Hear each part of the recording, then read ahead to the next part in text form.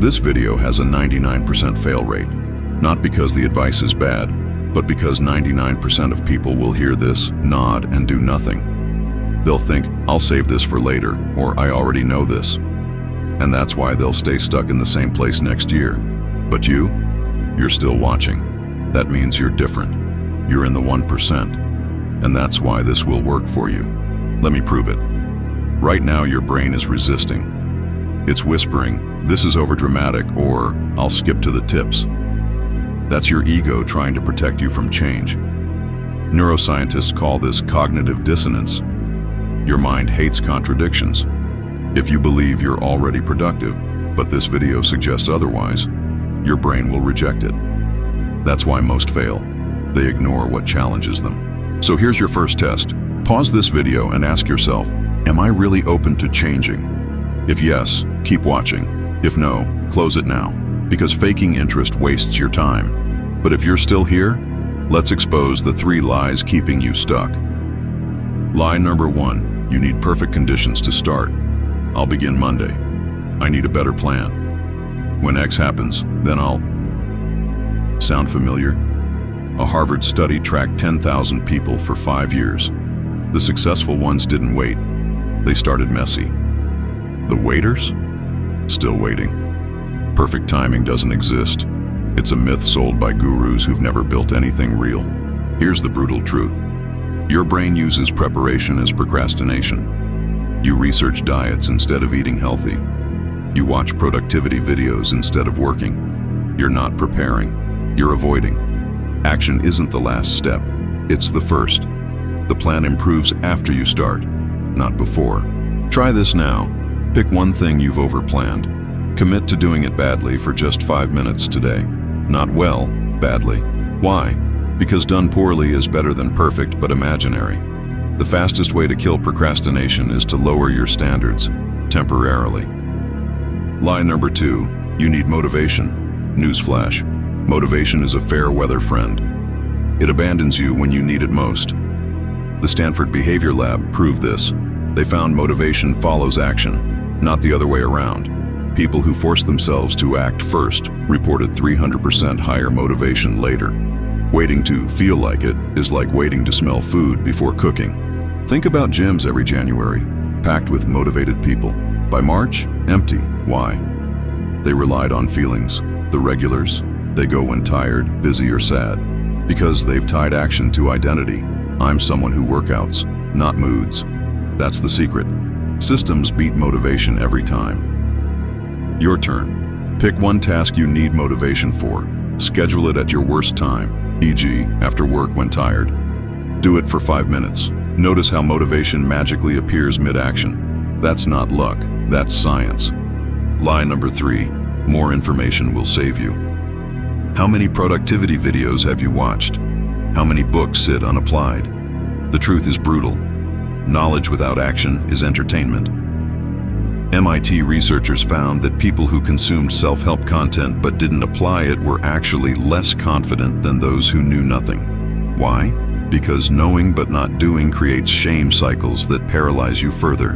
Here's the pattern. You watch a video like this, feel a dopamine hit from learning, then move on. Your brain tricks you into thinking you've made progress. But real change requires friction, the uncomfortable moment when you stop consuming and start doing. That's why the 1% who succeed treat information like a spark, not the fire itself. Try this today. For every 10 minutes of learning, spend 1 minute applying. Watch a video on communication. Immediately text someone using the tip. Read about investing. Open your bank app right now. This bridges the gap between knowing and doing, which is where 99% of people fail. Your brain is wired to resist change through something called status quo bias. But neuroscience shows you can hack it with what I call the 5-minute war. Here's how it works. When facing resistance, declare war for just 5 minutes. I'll work out for 5 minutes. I'll write for 5 minutes. This tricks your brain because 5 minutes feels survivable. But here's the secret.